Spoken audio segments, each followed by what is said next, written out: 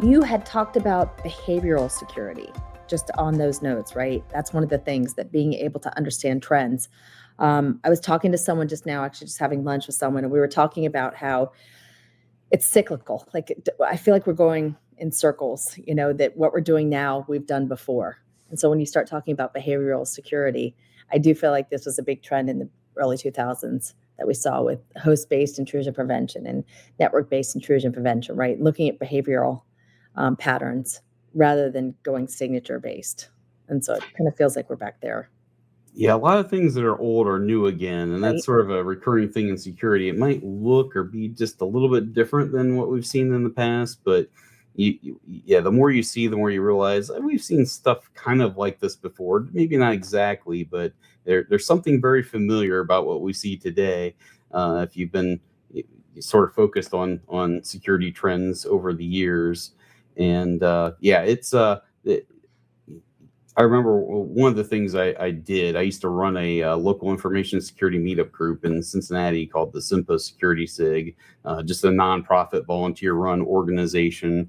I ran that particular security group for 5 years of its now 19-year history, and that was a lot of fun. I knew the final year that I was going to have to transition to somebody else, so I remember trying to show people how I do a lot of demos. A lot of my talks are built on doing demos, and Cool. I was showing people some of the behind the scenes stuff I do. And one of the things I did is I actually took PowerShell because I consider myself a very bad coder.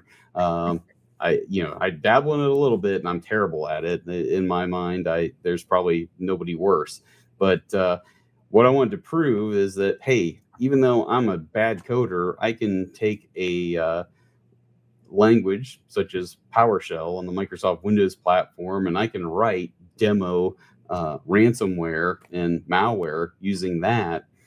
And I led a discussion among the group about what are the behavioral indicators that you look for. In other words, what's the difference between a benign or legitimate file and how it behaves and the things it does versus something that is very clearly bad?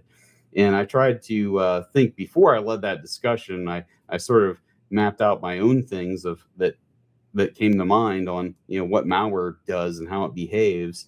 And I actually wrote this program. I didn't take it all the way where I had multiple layers in each thing I could think of, but I tried to put like one or two things, probably mostly one thing from each of those behaviors into what I authored, and then sort of demoed it working and so forth. The point wasn't to try to, for example, evade antivirus. I've done those kinds of talks in the past. Lots of people have given those kinds of talks. It's trivial for somebody that's motivated to want to do that sort of thing. This was me actually trying to make something as catchable as it could possibly be, to where if I step somebody through, here's all the things this file does. What do you think, good or bad? And any reasonable person would say, well, it's clearly bad file. That's clearly malware, because legitimate programs wouldn't do all that crazy stuff.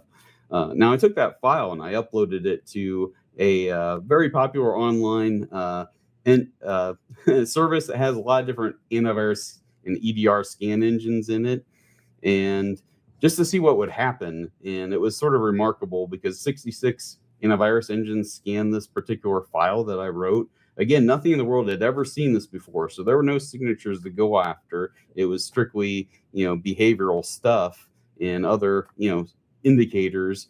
And only 8 out of 66 scanners actually detected it as bad, which Really? means 12%. So 88% of antivirus and EDR scan engines gave it a perfectly clean bill of health, simply because nothing had ever seen that file before. So that tells you that with the heuristics and doing those behavioral anomaly detections, there's still a long way to go. And maybe as we start getting more into machine learning and AI, those things will improve a lot. So, this is not telling folks don't run antivirus or EDR, because you absolutely should do those things, get all the low hanging fruit you can. But rather, just be careful about relying on any one security solution too heavily, because it's sort of shocking the things that don't detect, things that are bad. And again, hopefully those things start to improve as the technology starts shifting here and recently. You know what, though? I think that that's a common thing, and I think that's the way that has been with technologies like that. Signature-based, you're only as good as your latest signature, which kind of goes to threats, right? You're only as good as your latest threat. So staying on top of threats and knowing what the latest is hyper important.